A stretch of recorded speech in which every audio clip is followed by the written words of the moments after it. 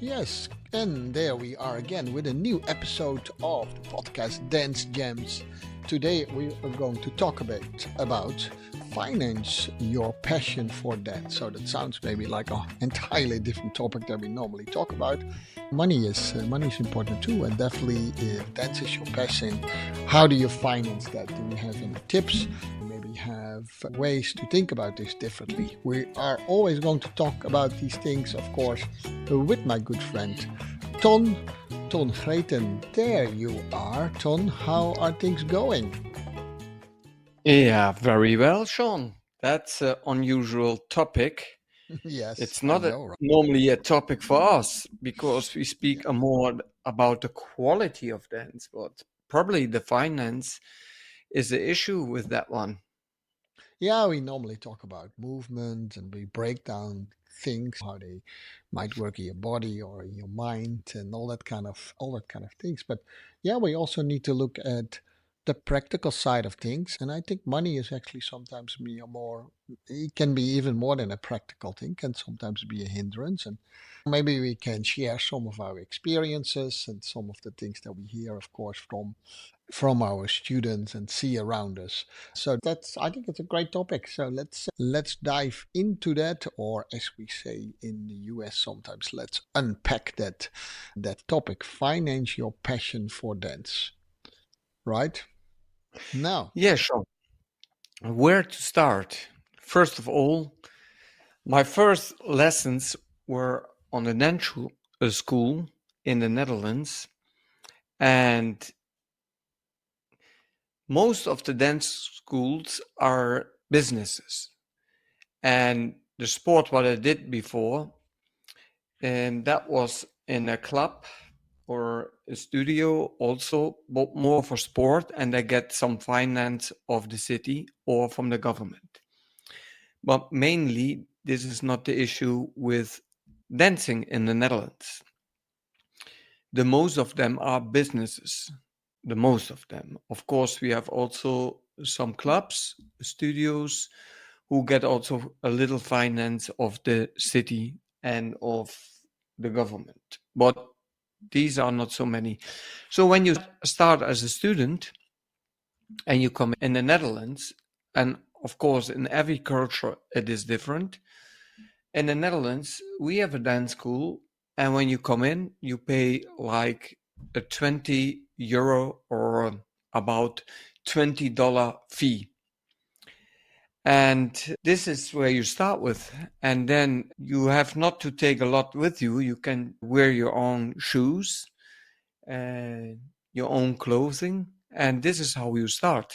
And there it will change slowly. And how longer you dance and how higher you want to get your level, how more expensive it gets.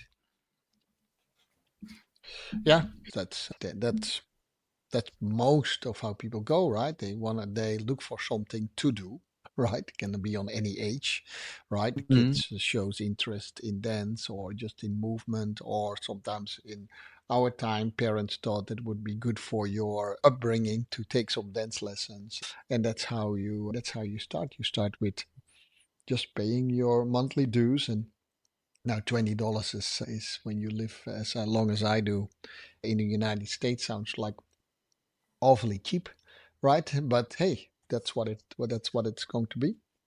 Those are Yeah, typically it's for the not children, Sean. for For the children. adults, for Hmm. the adults, it's 25 euros for one Yeah, time a week. And I still, know from you, it's yeah, yeah, in your studio, it's double price, and you get easily. one lesson in a week.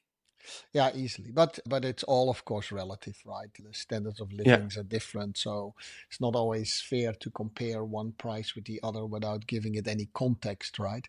But that's typically how people start. And then when you get dance lesson from someone like me or Tom, and then typically they come in with their normal sneakers, and then at some point in time we say, hey, since you show up every week, if you would go to take basketball lessons, you would probably wear basketball shoes. So it's probably really good to buy shoes that kind of fits this. It's healthier for you. better for our floors too. And you move because these shoots are, whether it's hip hop, whether it's ballroom dancing, and that's already going to be between, let's say, $100 to $200, right? An average dance shoe. So then it starts to add Uh, up a little bit. Depends a little bit what it is. If it's a kids ballet, uh, it's maybe a few. in your studio, these are the price in America between 100. No, they can buy the shoes at our studios. We do sell shoes too, but to be really honest, most of the people buy them at either a specialized store or they go really cheap.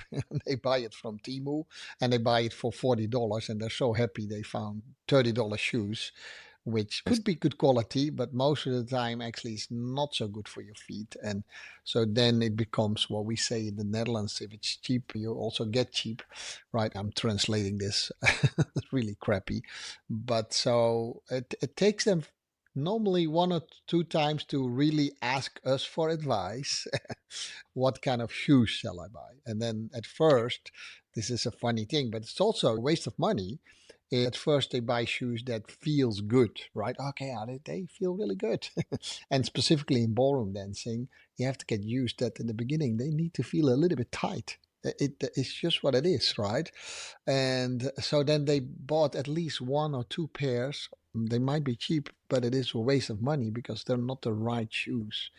So that's Mhm. already where it starts to waste money, actually, so to speak. But it's still, I think, Ton, still doable. It becomes a little bit more interesting when someone says to you, Ton, I want to do more. Can I have a private lesson from you? That's typically when the cost starts to rise a little That's in bit. the ballroom Latin. Ballroom Yeah. Latin could also be hip hop, of course. Yes, and the hip hop is not so usual. Hmm. Usual. In our studio, we give also hip hop private lessons Yeah, I know that. and Yeah. also contemporary and Hmm. ballet. But they get not, say, the main trainer or the main teacher. So you start very low in with 15, 20, 30 euro, approximately a little bit the same in dollar. But this is where you start with, and then one time a week, and you get from somebody lessons who is experienced in dance, but less experience in teaching. And how more you are experienced in teaching, and when you have a dance network in that different association or federation, then the prices can get at the top 500-600 euro for 40-45 minutes. It's at the top level, and people travel also at that top level because they want specific that teacher who is in that format of that association or in that federation. They want to have lessons and travel then from America to Japan or from Europe to Hong Kong or even to Russia. It is still possible, or to Lithuania from the Netherlands. Many people do that because the rates there are more cheaper. They take a mostly a cheap flight from the, how you said that, these companies, budget companies for flights. You pay about plus minus 80 euro when you book a long time before, and then they take the lessons for 60 euro or 30 from a top level teacher.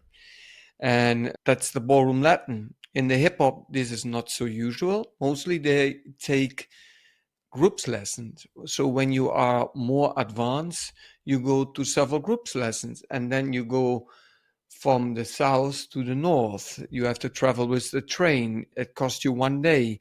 You have lessons there. What a different route could be also, you go to an education, and this costs less. In the school where Zoe was, my daughter, we paid for 12 years 190 euro every month. And then we had, you sleep by, Zoe slept by my family there, and we paid, and that's a normal fee, like 200 75, sometimes 300 euro. So at least you have 500 euro minimum to pay without the food and everything and the clothing, etc. So it could be like, and the traveling, that could be like 900 euros if you want to study on a young age on a school, or you live there close by, then you are one of the lucky ones because you have to do auditions there, and then you study about 5 6 years on that school, and say it would be 1,000 euro every month by 10 months, then it's 10,000. After your study, you invest 50,000 euro, and then you go to the university or to a higher school. I don't know, HBO. I don't know what that calls College. in Yeah. America. College. Then you go to college, and then the cost will increase. And so you could say you study again 4 years at a minimum of 60, 70,000 euro, plus the other 50. Then in 8, 9, 10 years, approximately you have studied for 120,000 euro. And when you do contemporary at Juilliard, it's $90,000 a year. In the London Ballet, Royal Ballet, it's 30,000 euro a year. And in Moscow, it's also $30,000 a year. And they do that because they finance also the college there and the university. And in America, it's usual to get a sponsor or somebody, or in beurs, how we said, in scholarship. You get a scholarship, and then you can pay every year. But if you not can pay the scholarship, it's or the fee from the sponsorship, then it could be because you have every year audition that you studied already 2 years at the college, and then they say, sorry, you have to leave because you cannot pay any more the fee. And then you must be one of the lucky one who get a scholarship. But it's also for a small amount of people. And if you are very talented and you have not so much to expend on that, on your school, on your study, then you could have a scholarship, but that's in the Netherlands not so usual. No, yeah, you mentioned Juilliard. We have, of course, more than only Juilliard in the United States. Of So, and it's hard to compare college tuitions because the systems and typically in the countries are entirely different. So people here, what we pay for education here, they sometimes should actually be happy to live in a country like the Netherlands where you can study these yes, things and it is still relatively affordable. It's not for everyone, that some people still need to have some help there. But typically you can find also some financial help. That in the United States is a whole different system. It's not always easy to find your help. It's also questionable why someone gets a scholarship, right? Is that always because of their talents and who measures that? Yeah, that's very difficult. So very subjective, yeah, it's Sean. very Very. subjective. What you sometimes get is that it's not always the most talented kids who get access to these higher level forms of educations. But even companies to become a member of, like commercial companies where you have to pay to become a member of, could be quite expensive in the US. So to follow and get a dance education in the US, the work is the work. You need to do the work no matter what dance studio you go to. But from a financial perspective, yeah, the US could be indeed quite expensive, and you should, if you listen to this and you are from a country like the Netherlands or other Northern European countries, and you should be happy because often there is a lot of financial support that you can find. But everything comes with a cost, right? Everything you could Yeah, see in some studios and schools that they suffer because they don't have enough money actually to have the right equipment. So everything comes a little bit with a cost. But we're talking today about the finance that you, as a dancer or parents from a young dancer, have to pay. And do you always have to pay all that? That's another question. Can you be smarter with your money? Yes, So on one hand, absolutely. yeah, on one hand, I always say, you need to see where you can minimize the cost, but you can also think about how to, we talked about that too, how to maximize, right? If you want to go private lessons, you always have a choice where you take your private lessons. And if you have, and that's a subjective thing, but if you have a coach that supports you, he or she will not automatically say, hey, you only can take lessons with me. They help you to find where you can take the best lesson for your development, where you are at that moment, right? Yeah, you have a system where people can take private lessons from a less experienced teacher, but an experienced dancer. In our studio, more or less, you pay a little bit the same price. On average, if it comes to ballroom, modern dancing in studios like ours, it's very quickly between $100 and $150 for 45 minutes. Wow, Sean, Yeah. that's incredible.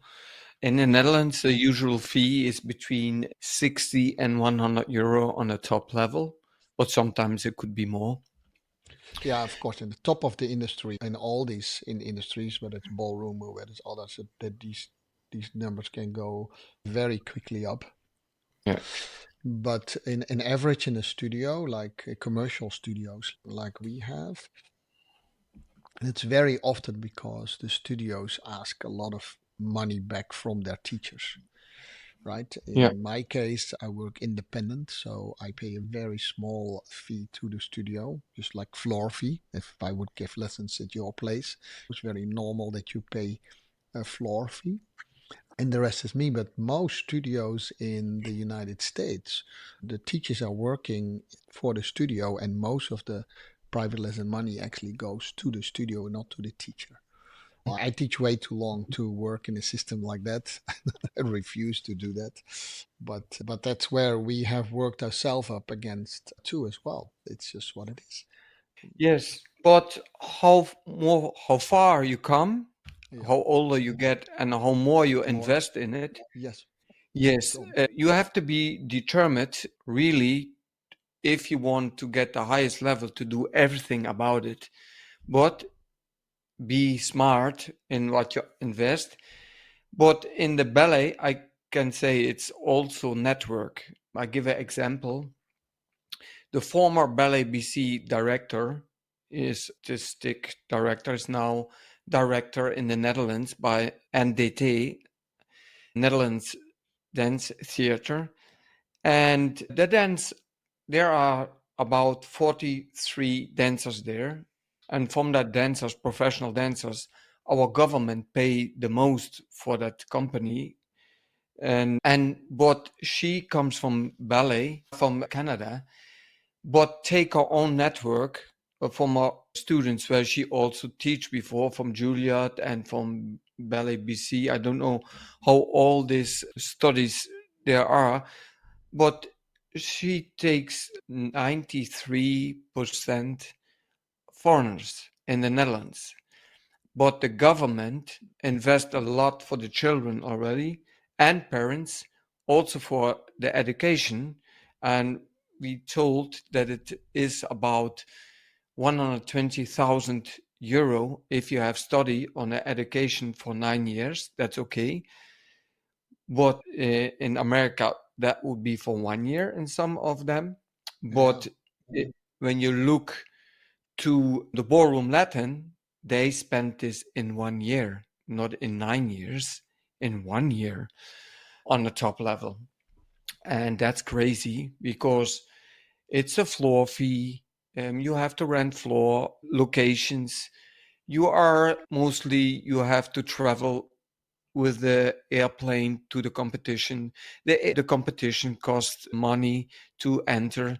If you are in a ballroom Latin, you have several federations like the WDO and the WDSF and the WDC. You pay always a fee. So Sean goes to Blackpool. That's one of the most of oldest competition also, but also one of expensive competitions, but in America it's even more expensive. So, Sean, when you want to enter the competition there, what is the fee for a Well, dance? For actually, one dance or actually for five? Blackpool as an amateur dancer or professional dancer is actually one of the cheapest competitions in the world. But it's the flight and the stay that could make it up. There's another competition, all these names, and so I will not go too much in them. But if you go to the international competition in London, that's an incredibly expensive competition to dance. We have something in the US that's called pro am dancing, where an amateur dance with a pro. And those costs both for the competitions but also for amateur to dance. Yeah, that is, if you're not used to it, that is unheard of. That is so much. An amateur So pays much. very Yeah. quickly $5,000 to $7,000 per competition.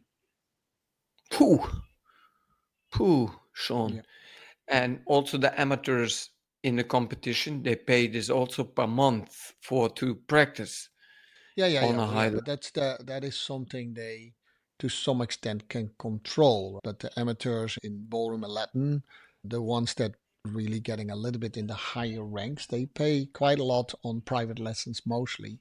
The competitions fees are always the lowest part. Even in the US, in the US competitions, they don't make a lot of money on amateur dances, not on amateur and pro. They make the most money on the pro am, where the amateurs dance with the pro, which is a system that is growing in in the UK. It's quite popular already, but in the Netherlands, it hardly exists, right? Where a No, student pays hardly not. me, or he or she No. you to dance a competition with them. That is actually, that's a little bit outside the realm of the finance. And besides the financial point, which I have a lot to say about, we could do a whole podcast on that. In the beginning, I was looking a little bit weird to that system. Like it looks also a little bit funny, where a professional dance with a. But in the end, it's a good thing. Specifically in the ballroom and Latin world, it's the majority of dancers are often women, and they cannot find a partner, right? It's just the way the world is. It's not that they not allowed to dance with another woman. They could, but they typically want to dance, and so they want to dance with a pro. And it's a nice way for them to, for everyone who wants that and can afford it, to dance competitions, which would be, so that's a really good thing actually. But the Yes, cost, absolutely. yeah, the cost Yeah. that is involved, Tom, but that's an opinion, by the way. Huh? If someone is happy Yeah. to Yeah. pay that cost, I have Yes. no. But also Yeah. there, Mhm. but because I advise quite a bit of these dancers, also there, and it's what you always say: if you know what you want, you can make your choices. Sometimes you let yourself force into, for instance, to give you an example, a lot of pro am dancers, they dance in more expensive dresses than any amateur or professional would ever dance in. And I ask why. The level of dancing is significantly different. You actually let yourself sell an expensive dress. Do you really need that expensive dress? Do you need to look good? Great. But no one debates with that, right? You don't have to dance in a dress of $50. But does it has to be $5,000? And why? That's my question. If you say I absolutely want it, go right ahead. You know. Yes, I give some stupid maybe example on a Hmm. lower age in a different category, hip hop. I had a hip hop group and I buy a jogging suit for them, six different colors, and I put they were like €6 or €7, also Thimu, and I put paint over it, like white paint, and I put it there and drops. I put drops on it, and maybe per person with the shoes were the most expensive, €20.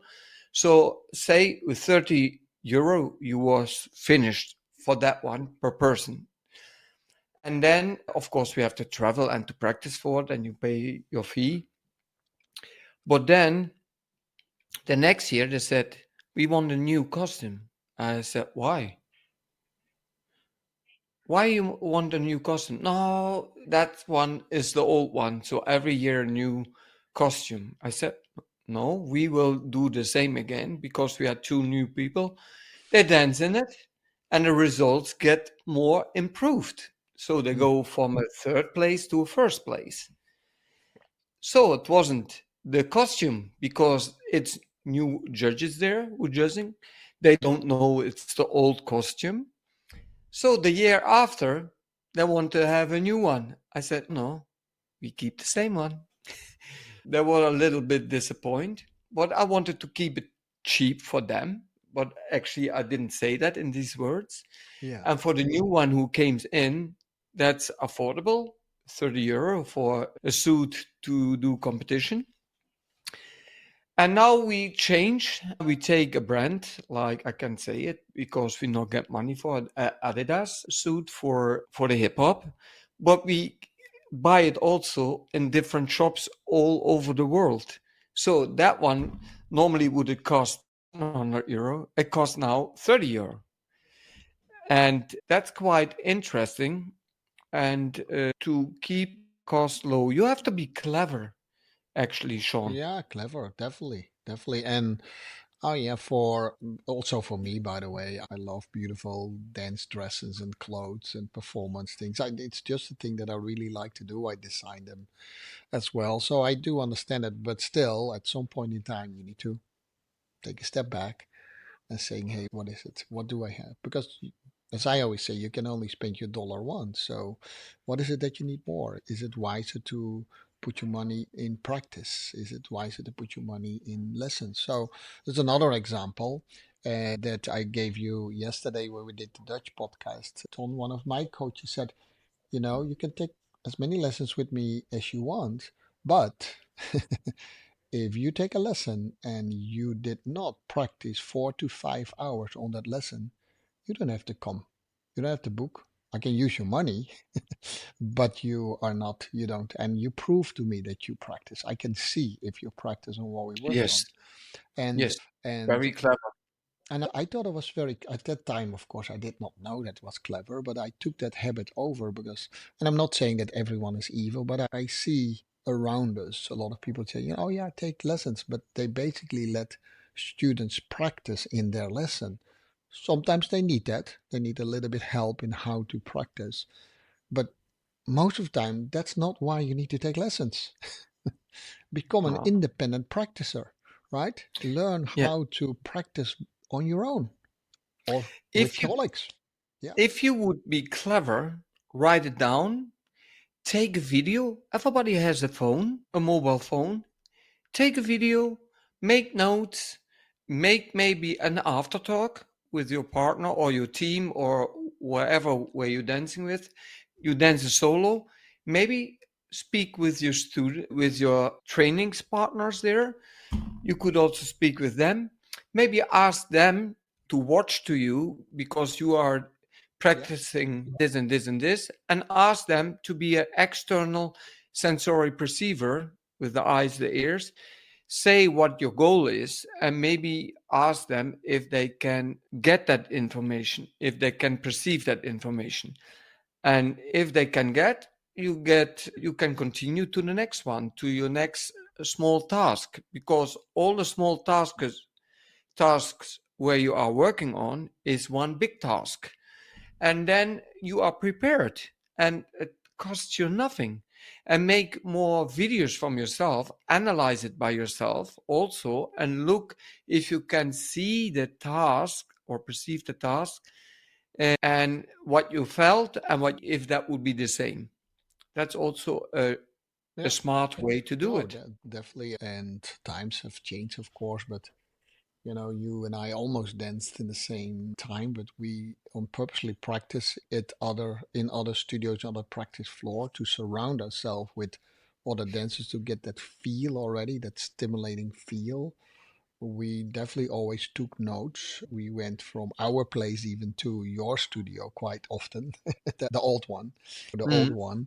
to take workshop there, which is also a smart way to spend your lesson money, right? Private lesson is one, But also, my teacher said a good way to spend your money is be selective, but also go to workshops. You get specialized, and I went to your studio at the time quite often to a workshop. You get a lot of information in a relatively short time. You did a whole weekend of workshop sometimes. It's relatively cheap if you compare it to private lessons, right? You get a lot of information. And if you have a coach that embraces that, you can work with him on the information that you got, and it's a really good way to spend money. It's a lot of fun too because you meet a lot of your colleagues. It's a lot of stimulants. I don't know why. I think he was like that. Two of my coaches were actually like that. They were always also concerned about my money, that I didn't spend it just because I had it, right? Which I think is important. It needs to be a partnership between your partner, if it's ballroom dancing, or if you're on your own, you do another thing with your coach. Be very open what budget you have to spend, what your goals are, and then make a plan. Make a plan Yes. on it. I forgot to tell something. You can also take from that coach a video analyzing. You send a video to one of their coaches where you are practicing with or training with, and then you send that video and ask him if he could do a video analyzing. I do that 1 hour long. Mostly I take a little bit higher fee, but they get between 10 and 20 videos because it's also a lot of work. You have to analyze it and you put all your experience in it. Yeah. And No. with me, they Yeah. pay about €80 for that 1 hour, but they get a lot of information. I send between 10 and 20 videos. Each video I hear from my dancers, they practice like about 3-4 hours shown per video. Yeah. So Yeah. for your €80, you have about plus minus 15 videos. Yeah. That's you have a lot to do then with that 15 videos. Exactly. And maybe you need one lesson a month or one lesson in 2 months. Yeah. No, we never do that, by the way, Tom. You and I never promote ourselves to take lessons in our podcast. We just simply don't do it. But you and I talked a lot about video analysis. You specifically, Tom, are very good at it. I think actually if people start to see the value of video analysis in there, that it is so much more worth than just an $80. I think you're very cheap with your $80, to be honest. I think it's one of the things that the value of when, and like I said, we normally don't do that, and we just want to say how to spend your money wisely, whether you do it with one of us. But the way we do video analysis, if you send me 10 minutes of video, that is easily an hour to 1.5 hour of analysis for me to do that. I do it with some of the Yes. students on all their dances, all their competitions. I'm very selective, but they learn. It's one of the things that they enjoy so much. They learn so much, and they see things they never saw before. It's one of the things. I'm sure there are other teachers do that too. Like I said, we're not promoting ourselves, but nowadays you have technology. You can record your things. What I also do with my students, I don't have it on right now, but I normally have a little device on my neck, right? And when I have a lesson, I record it and I send the recording of what I said. I send it to them You automatically. have it around your neck, a Yeah, device? it's a little device. It's around my neck. So I used to do it on my phone. Then I also use my music on my phone. So that was messy. It's actually quite cheap. I hang it on my neck. I just turn it on when the lesson starts. It's good for me, right? Because I can analyze the lesson and I can analyze and so they get more value out of the lesson than they. So I do it That's specifically clever, Sean. mostly in coaching lessons, right, where it's a little bit more talk, but even the things we say on the floor as a reminder, right, Yes, for them. absolutely. And Clever, Sean. yeah, teacher doesn't do that. Do it yourself. Record it. How many students do we know, Tom, that takes notes? So many students don't. No, and it's a no and it's notes, no video, and it's a nothing. and then if you ask them a week later what did we talk about, no, it's very human to not remember it. Yeah, And no one, neither Ton or I, would remember it either. So that's why we always take notes, we record it, we talk about it. And that's also how do you, if you spend money for your lesson, get the most out of it. Record it, yeah, yeah. take notes, ask questions. That's another thing. Often I ask, what shall we do in this lesson? And they say, I don't know. Yeah, happens too, right? Yeah. So get the most out of what you do, whether it's a lesson in a class, yeah, whether it's a private lesson, whether it's a group workshop, and whether You it's a could do competition. also the private lessons together with another dancer, or with two dancers, or three or Yeah. four dancers. Oh, yeah. What not That's many, a great advice. yeah, That's what not many people think about it. You must train smart, not hard, yeah, smart. And I not yeah, understand sometimes that word because we work more formative. And formative will say you work on the process. I don't work on the result. That's short term result. yeah, And result, it's, yeah, I want work on the process to inspire people, even myself, but also the student plus the audience when they watch to it. So it's many times you have a talk about it, how we can inspire people. And that's formative because that process takes longer.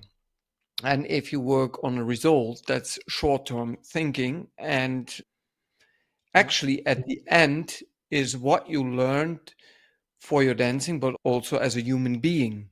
Oh, definitely. And Yeah, no, yes, I like those words. We don't hear them so much anymore, formative and summative. But yeah, the formative, Ton and I mostly focus, of course, on the formative aspect of dance. But we watch how people do it, and very often that's in a performance on stage, or that is if you're a competitive dancer in a competition, that's a summative, what's come out of it.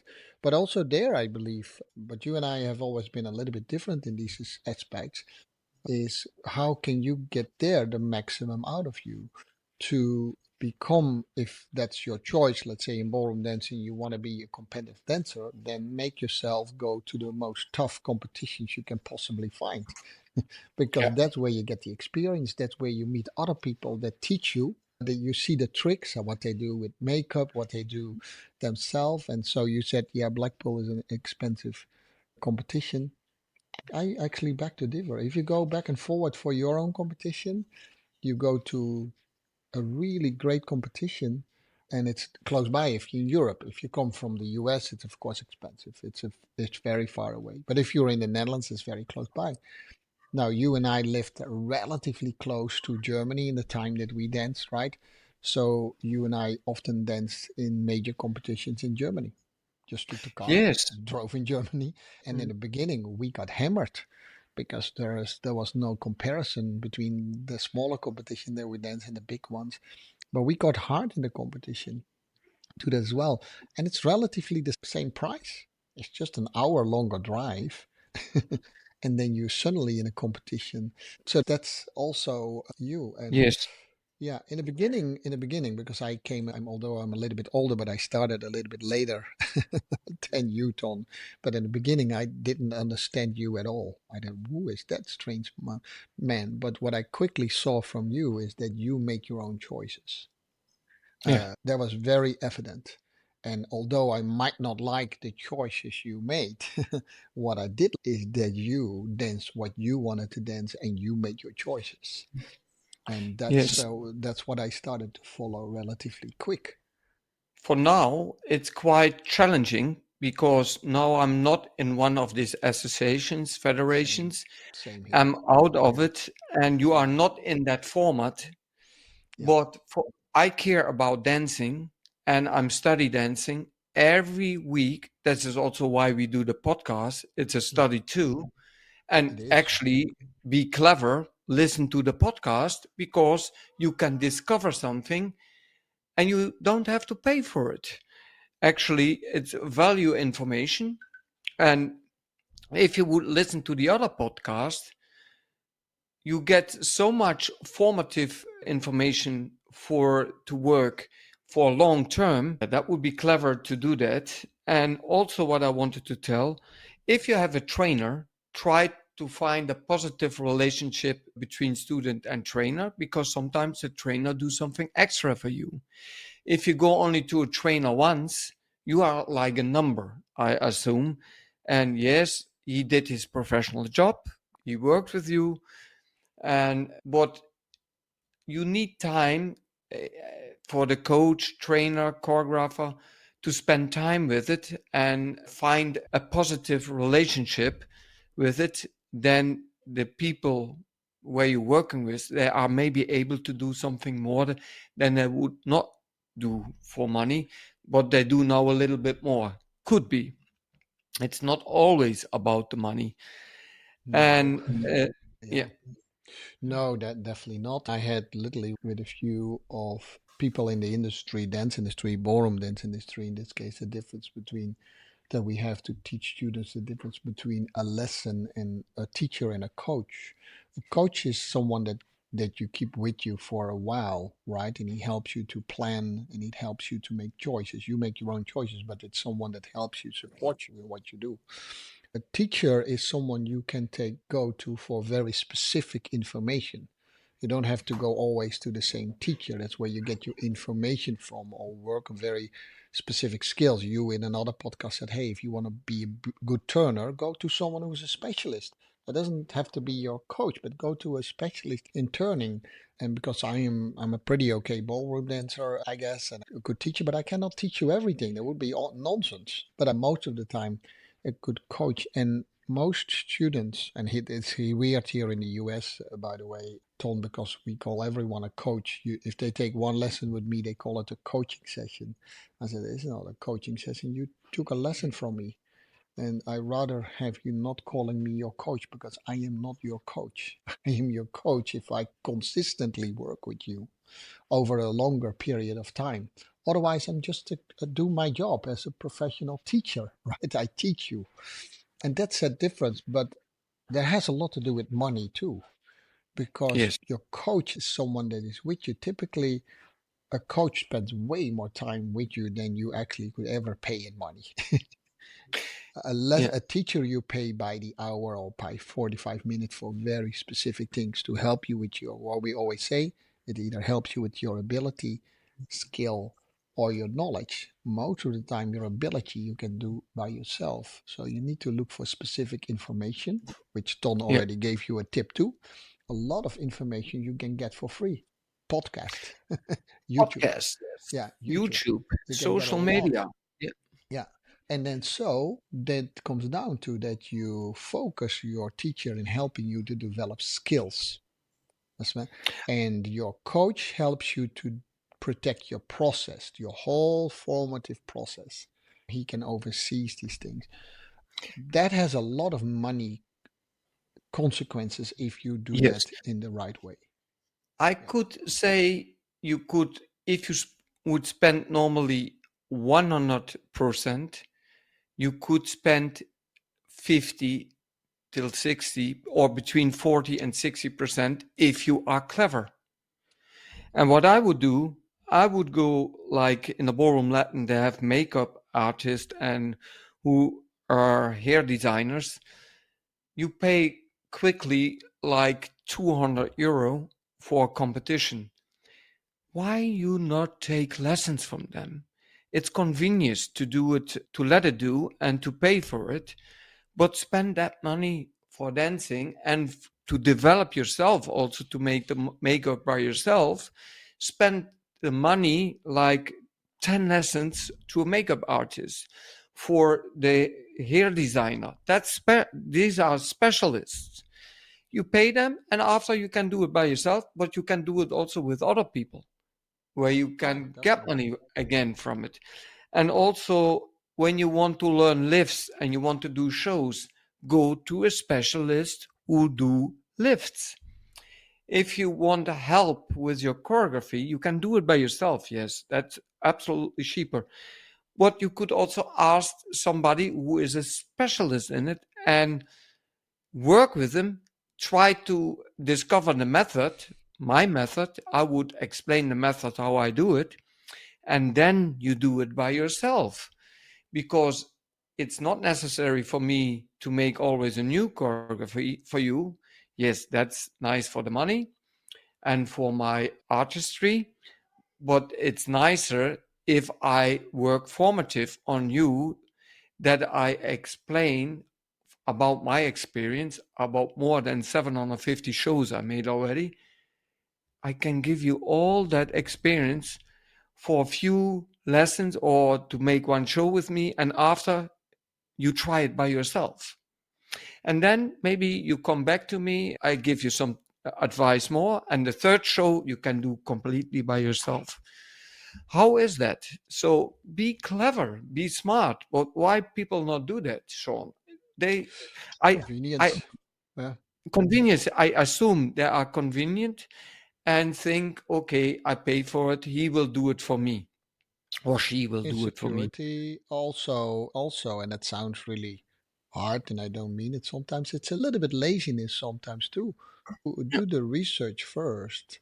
It's but also, and I think we talked about that yesterday. It's also know what you want, and then develop a Or they are plan. afraid. Spend some. Huh? Or they are afraid. That could be They also are Sean. afraid. Yeah, I think I mentioned that before. Yeah, they're afraid to the. So at some point in time, I don't care less about names, to be honest. If that person has no name, but he can teach me what I need, I would go there. And if another person has a big name, but he cannot teach me what I need, I would. I don't care, even if he teach me for free. So that No, is, yeah, being afraid. That is definitely a good one, Tom. Where people sometimes do that. yes. Yeah. If you go to the teachers in that format, in the ballroom world, we have already four world organizations, or five at least. In the hip hop, maybe 10 world organizations with a different Wow. format. Yes, actually, and in the ballet world, it's the same. If you go to the Youth American Grand Prix, all association and federation and companies have the same. They want to make money of it. Doesn't matter if you do ballroom, hip hop, contemporary, ballet. At the end, they want to make money, but Hmm. they deliver also some service. A nice venue, judges, lightning, MC. So they invest also a lot, but at the end, they want to deliver a service to you, and there comes something out. What I would do, I would take the gems out of it, to speak about our method, gem method. That's a You good one, take, Tom. yes, you take the gems out of it, and in the ballroom Latin, you go to the most nice venues. When you pay not for a sport hall with no Yes, I lightning like and a that. See, and there you go, yes, Tom. yes, and if you go for hip hop, take the competition where you want to shine Yeah, at the most nice MC, DJ, and venue and atmosphere, because atmosphere. actually you build up memories for the future and for your lifetime. And they So influence you. Yeah, yeah, yeah. Can I add a layer to that? What yes, we sometimes see in the US, and not that I'm against all these things, but they often pay a lot of money to go to an average competition in a nice hotel. Great. Now yeah, you're done with your competition, which might be okay, but then what? If you go and be selective in your competitions, and I can tell you which one, but let's say let's we mentioned Blackpool, so I don't want to make it too confused. But if I'm done with my competition in Blackpool, the next day or 2 days later, I can see the top professionals at work just to see it, right? And not one, there's a few hundreds coming on the floor. So the value that you have in compared to another competition where it's only your own competition, you cannot see anyone, so you don't see what's ahead of you. It's also a missed opportunity in my mind. And I do think specifically in areas here in the US where they typically don't even tell that. If you tell them about competition, international competitions, the people don't even know. And I mean, a few times I took students of mine, a whole group to Blackpool, and they were just amazed how high the level of dancing was. And I said, it's not that. you need to have that, but don't you enjoy it? You love dancing, so you also learn a lot from looking at dancing, right? Yes, Now, absolutely, Sean. Ton and I have been to so many competitions already that we sometimes think, yeah, I've seen it already. But if it's, I remember the first time that I came to Blackpool, I was like, Yes. couldn't believe my eyes. How many people, and you learn so much from that. Yes. Just, This is why I'm not going now, Sean. Sometimes I but go. it's a personal But choice, huh? yes, it's a personal choice because Yeah, I know when I go for that format, yeah, and I know that format now for 40 years. Okay, what do 41 years then on the experience? No, I try to find new experience in new settings to enrich myself, to grow by myself, to develop by myself, study by myself. That's a challenge because I never know what will come on my path. yeah, And this is makes me a richer person from the knowledge. And that's fine how I grow. Still I'm 60, but I want still to grow. And that's nice. But sometimes I grow so far that I and ontgroeit. What is we that? are a little bit. That's the feeling that we have. Yeah, specifically, how many years are we now working together? Quite a few already. It's actually relatively young if you think about it. And I are like brothers from other mothers, but we do a lot of research together separately, and we bring it together in a podcast.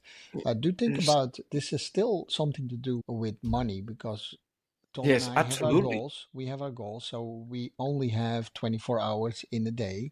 So we definitely need to talk and think about where do we spend our time on if we want to grow. And there are more systems in the world than the gem method, right? There are more, and we can talk about it, but we are in the gem podcast to have. I think that's one of the most valuable things that I learned from one of my coaches very early on, to practice and train with a system behind you makes you a lot more efficient. And Absolutely. let me, yeah. So I was doing a lesson last week that speaks to you about body mechanics, and that were new students, and they immediately said, "Oh wow, I can use this in all the dances that I have, not only in your Latin dances." I said, "Absolutely, that's the whole point." So my point is that invest also in creating a healthy body. Right, that's also an investment. That's your ability. Yes. That's a smart investment. You can turn your as much as you want, but if you don't have the body for it, it's a waste of lesson money. And a lot of teachers don't point you to that. Yeah, told us, oh wow, like it's impossible. It's 57 minutes, and I know you need to teach. Yes, It's I have to teach now. yeah. I'm a few minutes late, so they will kill me probably. Okay, don't. Um, I don't. Still need you, so don't let them kill you, Tom. yeah, Thank yeah, you yeah. for your time.